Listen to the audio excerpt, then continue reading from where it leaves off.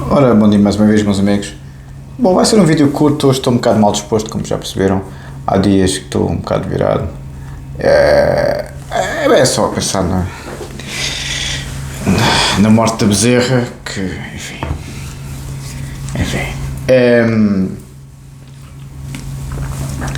Eu vou falar muito brevemente do Trump e dos motins em Los Angeles. Já vimos isso com o Rodney King. Já vimos isso com o O.J. Simpson, menos porque ganhou a causa, as questões raciais, as questões dos imigrantes, estamos sempre nisso na história. Eu vou ser muito curto, a parte, eu agora tenho que falar o que é que vou, tenho que dizer no princípio do vídeo o que é que vou falar, porque senão os senhores, como sempre, conseguem ter a atenção de uma criança de 5 minutos. A primeira parte do vídeo é política, a segunda parte do vídeo é a minha tese doutoramento em direito penal, a terceira parte do vídeo é o código penal. Não querem ver, à vontade, vão ver a outra que os pariu. Isto aqui é um canal académico, não é um canal, é um canal académico ou político. Não é um canal de trivialidades, ok? Aqui fala-se de coisas sérias e pensa-se de coisas sérias. E somos pessoas sérias aqui. Essa é que é a grande diferença com a grande maioria das pessoas nas redes sociais, que não têm nada do que fazer e não têm uma vida, nem um património, nem uma carreira. São uma camada de taberneiros, pedreiros e afins. E gordas, peixugas e o pessoal do costume que já nem tenho paciência para pensar neles, vou ser sincero. Já não tenho paciência, já estou como ao princípio da razão suficiente do Leibniz, que a jurisprudência italiana aplicou. Já nem estou preocupado com as causas, só estou preocupado com os efeitos já. Já nem. É gente tão desprezível. Desses merdas autênticos. Pá. Por isso, vou ser muito rápido, vou já para a matéria. Os motins em Los Angeles, o Trump é extrema-direita, como a gente sabe. Por mais que me custe dizer, eu gosto dele, porque o outro lado. Eu nunca seria de direita conservadora sequer, se não fosse um movimento woke. Eu sempre fui o lado mais moderado do CDS. Aliás, eu só me aproximei do CDS devido às amizades com o Filipe Silva, Tosé Barros, que era assessor de imprensa do Portas. Foi só porque eu conheci os garotos do CDS que eu me comecei a interessar pela direita. Foi por questões pessoais, nunca foi por convicção. Aliás, quando lembro perfeitamente de ir a um comício do CDS, estava lá o António Miguel, teve lá muitos anos no CDS e que depois saiu de forma muito triste. O Melo não esteve bem com ele, por mais que me custe dizer. Estávamos todos num comício, o António Miguel na altura era casado, e o Filipe Silva, pois, a falar de mim que eu era todo para o lado comum, né? E o António Miguel, pá, estás esse gajo para aqui. Eu tinha uma grande simpatia pelos socialistas e pelos comunistas quando era miúdo, miúdo de 20 e poucos anos. Grande. Eu nunca fui um fanático, eu nunca fui. Lá está, a frase do Clemenceau tem toda a razão. Quem não é de esquerda aos 20 anos não tem coração, é verdade. E quem não é diretor aos 40 não tem juízo, também é verdade. Os fanáticos que geram direita, a extrema-direita do Mário Machado, do Eric, esse pessoal todo. Quando se vê ali miúdos com 20 anos, vão ser umas bestas toda a vida. Porque os seus, quando são jovens, são idealistas, querem mudar o mundo, querem ser bonzinhos, como é evidente. Não há cá Maquiavel nem Thomas Hobbes, é Jean-Jacques Rousseau e Karl Marx. Os senhores leem o Karl Marx, aquilo é de uma beleza celestial. Tudo errado, infelizmente. O lado, não é tudo errado, o lado político está tudo errado. A economia e a sociologia no Marx há coisas interessantes, sabe? A economia menos, mas a sociologia é muito interessante. Eu li o Karl Marx todo e na altura eu estava muito encantado porque por toda a vida passei os meus anos na universidade, como sabem. E a universidade é muito à esquerda, muito idealista, muito progressista, principalmente as áreas que eu me movia, não é? E movo. A filosofia é profundamente idealista. O Karl Marx era um filósofo, como a gente sabe, não é? Dir-me-ão, um dos grandes. Foi o homem mais importante do século XX. Segundo o Ricard e o Foucault, sim, são considerados os três mestres da suspeita, Marx, Nietzsche e Freud. São considerados os pais do século XX, que foi o século que mais desenvolveu a humanidade. O que foi feito no século XX, em 100 anos, verdade seja dita, muito pela mão dos americanos e dos europeus também, como é evidente, devido à inteligência toda ter ido da Europa para os Estados Unidos devido ao Sr. Adolfo e os amigos do Salazar do costume, eu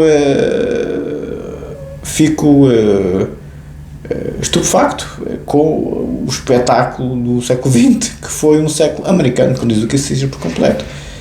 O mundo desenvolveu mais no século XX do que durante toda a história da humanidade anterior. Não houve nenhum desenvolvimento deste calibre num século só. Desenvolvemos mais em 100 anos do que em 2000, vos garanto. E estou só a falar em termos civilizacionais, até o resto Nossa Senhora, não é? Se compararem o século XX com os 60 mil anos de alguns povos tribais, bom, então aí Nossa Senhora, não é? Então aí, ou seja, onde eu quero chegar é que eu não vou falar mais sobre isso, mas vou já para a matéria, mas o século XX é um século americano, de grande desenvolvimento civilizacional, o mundo muito deve aos americanos, mas infelizmente os americanos, como têm o movimento woke, estão-se a estragar e estão a deixar a extrema-direita a subir. Eu gosto do Trump só por causa que o movimento woke existe. Se não fosse o movimento woke, se não fossem as minhas amizades pessoais com o Filipe e o Tosé Berros e companhia, eu provavelmente hoje em dia seria um PS Sérgio Sousa Pinto. Eu seria um Sérgio Sousa Pinto os dias de hoje. Seria uma pessoa do género de Sérgio Sousa Pinto no PS. Não seria nem do PST nem do CDS. Nem teria simpatia pela direita. Nenhuma. Mas como comecei a conhecer o pessoal de direita, comecei a gostar muito deles. É pessoal interessante. Comecei a deixar o lastro da esquerda muito forte nas universidades todas onde eu andei. Todinhos. Não houve nenhuma que não fosse muito idealista e muito progressista. As universidades são assim, querem sempre a mudança da existência humana para melhor. Por isso eu sou um filho bastardo de direita, sou um filho pródigo da esquerda. O meu pai era de esquerda ou de direita, eu não sei, mas parece-me a mim que tinha mais tendência para a esquerda, apesar de provavelmente por ser amigo do Balsemão e amigo, entre aspas, né? E do Sá Carneiro, e isso sim, amigo de Jaime Neves, creio que era um homem de direita pelas suas amizades pessoais, muito parecido comigo, com o Tosé Barros e com o Filipe Silva. Eu tornei-me de direita pelas minhas amizades pessoais. Eu acho que o meu pai se tornou de direita pelas suas amizades pessoais. Eu acho que o coração dele era como o pai dele, comum, né? Daí ele ter aquele fascínio pela União Soviética e pelo KGB, como eu também tenho, como já se percebeu há muito tempo. Claro que os fanáticos, os doentes, falam do século XX, que foi um século americano, mas também soviético, porque o século americano foi o século que desenvolveu, os americanos foi quem mais desenvolveu o século XX, mas se não fossem os soviéticos a puxar por eles do outro lado, não tínhamos chegado onde chegámos. A corrida espacial, a corrida nuclear, por mais que me custe dizer, e outras coisas afins, foi aqueles dois monstros fenomenais. Os americanos e os soviéticos, a Guerra Fria era uma coisa, fenomenal. Nunca se viu uma coisa tão interessante do ponto de vista político, não é, do ponto de vista humano, claro, entre duas nações. Espetacular. Os soviéticos e os americanos no século XX foi uma coisa. Agora temos umas lésbicas, uns gordos, uns doentes psiquiátricos a querer fazer política. Bem. A iniciativa liberal, como ainda me estão a mandar, vai ser como o Bloco de Esquerda. Põem estas mal comidas a mandar. Nada contra as mulheres a mandar. A Margaret Thatcher era uma grande senhora, mas não é a maioria. Tem que ser mulheres muito fálicas, muito masculinas. O masculino tem características ontológicas muito diferentes do feminino. O feminino não está feito para mandar. Algumas estão, mas são bastante masculinas, têm características masculinas. O feminino é a ética do cuidado da Gilligan, e o masculino é a ética do poder. Gosta de mandar. Mas pronto, se a Gilligan está errada. Uma das mais brilhantes clínicas de sempre em Harvard, mas pronto, está errado. Eu já nem investigo mais nada, quer dizer, porque já tenho tão pouca paciência para estar a argumentar com gente doida, que eu por isso é que já não há comentários, já não tenho paciência nenhuma para argumentar com os senhores. E hoje como estou meio virado, há dias que acordo virado, porque lá está, porque não vou escrever no molhado. Vamos para a matéria e depois ficamos na anomalia psíquica anterior, em que eu citei a professora Maria João Antunes favorável ao concedimento do condenado. Eu gosto muito da senhora professora. Ó senhor professor, desculpe lá, mas eu realmente discordo de si. Mas BTM, eu tenho sangue pela sua expressão, como dizia o Voltaire / Montesquieu, não se sabe bem. Ó senhor professor, eu gosto muito de si, mas o consentimento do condenado em questões de imputabilidade diminuída é capaz de ser pantanoso à coisa. Acho que o legislador teve bem aí, senhor professora, porque pode ser um psicopata. Atenção, e se for a jurisprudência italiana, pode ser mesmo um psicopata. Eu sou a professora Maria João Antunes, que sabe mais disto num dedo do que eu 1000 vezes. Mas eu sei mais disto num dedo do que os senhores 10 milhões de vezes. Ok? Por isso, continuando, vamos... Só vai ser curtinho.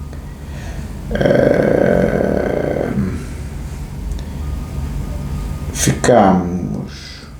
De facto, a concessão de culpa jurídico-penal, de Figueiredo Dias, a qual será abordada nos cursos desta investigação doutoral, conduz a um resultado idêntico ao definido por Eduardo Correia, apesar da divergência dos fundamentos, e faz também face à aporia criada pela imputabilidade diminuída. As concessões de culpa jurídico-penal do professor Figueiredo Dias e do professor Eduardo Correia são diferentes, mas realmente há muitas semelhanças. Com efeito, de acordo com Figueiredo Dias, se apesar da anomalia psíquica que afeta o agente e que se reflete numa diminuição da sua capacidade de valoração e de determinação, este ainda deve ser considerado imputável, porquanto as conexões objetivas de sentido entre a pessoa e o fato são ainda compreensíveis. As características especiais do seu caráter têm de relevar no juízo de censurabilidade. Isto é, palavras do professor Figueiredo Dias. Estas são as palavras do professor Figueiredo Dias. Estou a parafrasear.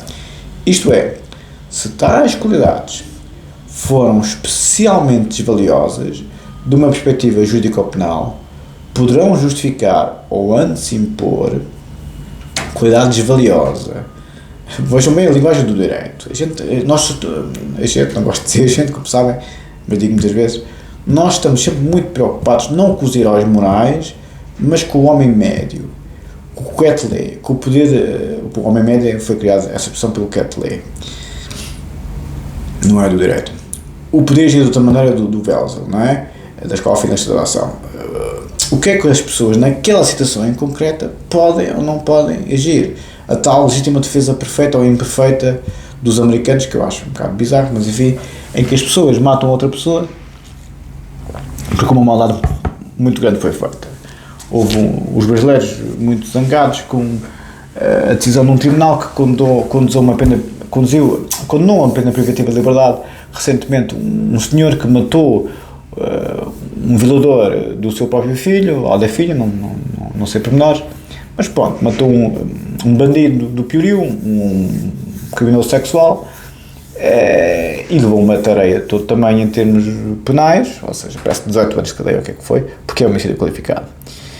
E ao que parece, a pessoa brasileira estava a dizer que nos Estados Unidos tinha acontecido mais ou menos a mesma coisa lá num estado qualquer, parece que era o Texas, e que a pessoa nem sequer foi detida. Quem é que tem razão? Os brasileiros.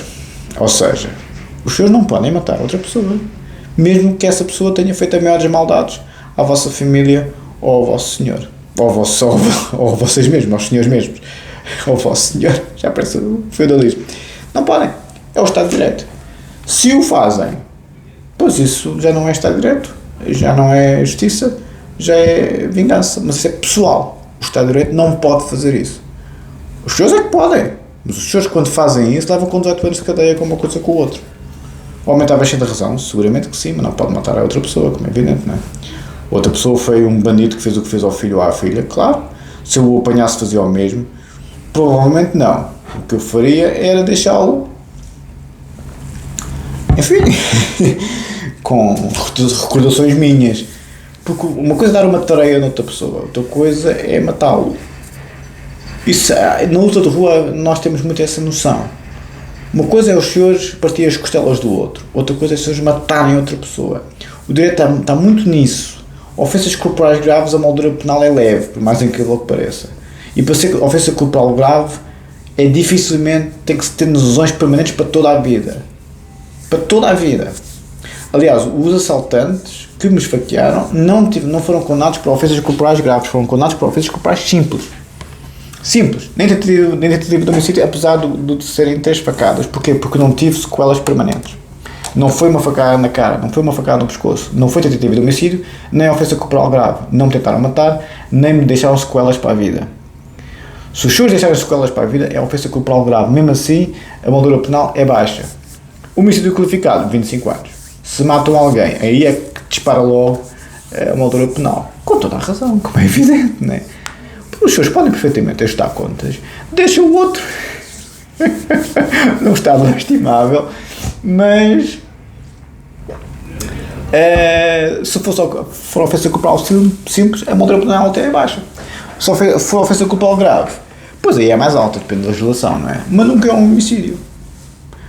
Aí é que eu quero chegar. Matei o bandido que fez o quê? Isto, aquilo ao meu filho e à minha filha. Filho, deixavas o homem com as costelas partidas, pá, umas 4 ou 5, e cada vez que ele respirava mais fundo, lembrava-se de ti, pá. Porque as costelas partidas 4 ou 5 demora, pá, 2 anos a recuperar. Uma vez estalei uma num combate, tive, pá, 2 anos para recuperar, e nem a partir, só estalou. Isto é, para concluir, se tais cuidados, porque não me apetece, estou um bocado virado, não me apetece. Isto é, se tais cuidados forem especialmente desvaliosos, prefiro estar aqui no meu cantinho, percebem? Isto é, se tais cuidados forem especialmente desvaliosos, de uma perspectiva jurídica ou penal, poderão justificar ou antes impor uma agravação da culpa. Uma agravação da culpa e da pena aplicável, se a cuidado é desvaliosa. Se estão, por exemplo, em desafios a perseguir pessoas, são cuidados desvaliosos. O judô vai ver, sim, é este o currículo, boa. Mas se essas características reveladas no fato fizerem com que o fato se revele mais digno de tolerância e de aceitação jurídica ou penal, impõe-se uma atenuação de culpa e a respectiva diminuição da pena. Diz o professor Figueiredo Dias, na obra fundamental dele, que é Direito Penal, parte geral, tomo 1, Questões Fundamentais, a Doutrina Geral do Crime, 2004-2007, página 540.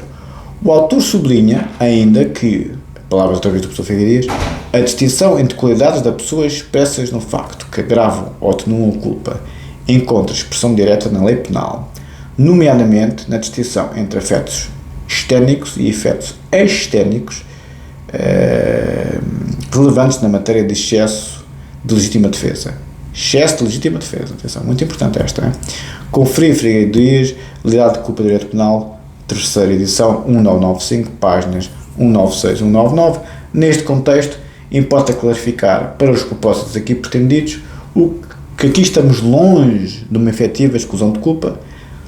2 pontos. Em nota prévia ao artigo 19 do Código Penal, Pinto Albuquerque escreve: as causas de exclusão de culpa são as seguintes: inimputabilidade em razão de idade, inimputabilidade em razão da anomalia psíquica, inexigibilidade, estado de necessidade desculpante, excesso de legítima defesa desculpante, falta de consciência do ilícito não censurável, obediência indevida desculpante. Vou repetir e com isto concluo. Isto é o Pinto Albuquerque, comentário ao Código Penal, como sabem, à luz da Constituição da República e da Convenção Europeia dos Direitos Humanos, 2010, páginas 123 e 124, e depois eu reencaminho aqui para outros autores, mas por enquanto ficamos só no articulado da lei do professor Pinto Albuquerque, porque a nota é longa e eu não quero continuar. As causas de exclusão de culpa, vou só deixar aqui com este beijinho e vou ler um parágrafo do professor Pinto Albuquerque.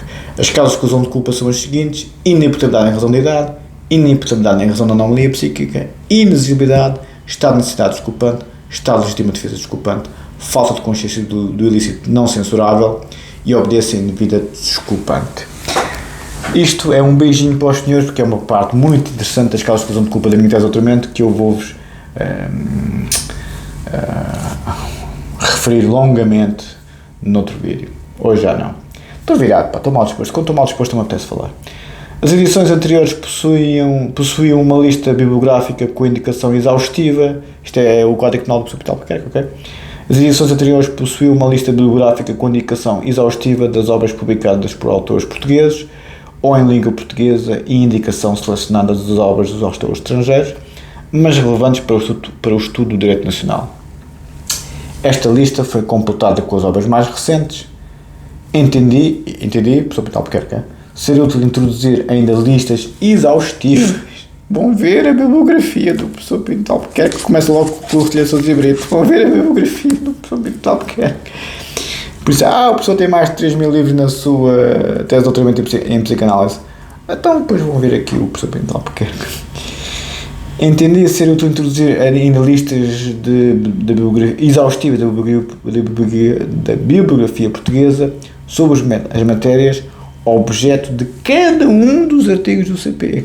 Cada um, bem como sobre os fundamentos do direito penal português, do direito penal económico, do direito penal fiscal, do direito penal informático, do direito penal do autor, do direito penal dos estupefacientes, do direito penal monetário, do direito internacional penal, do direito europeu penal, da vitimologia, da criminologia e da mediação penal. Não falta nada. Talvez por isso eu esteja mal disposto, que eu cada vez que estou a ler isto, vejo tanto crime contra mim que eu penso assim, este pessoal não é um instituto qualificado, mas o como jurídico vai para aí há 20 anos. Eu não fiz as contas ainda.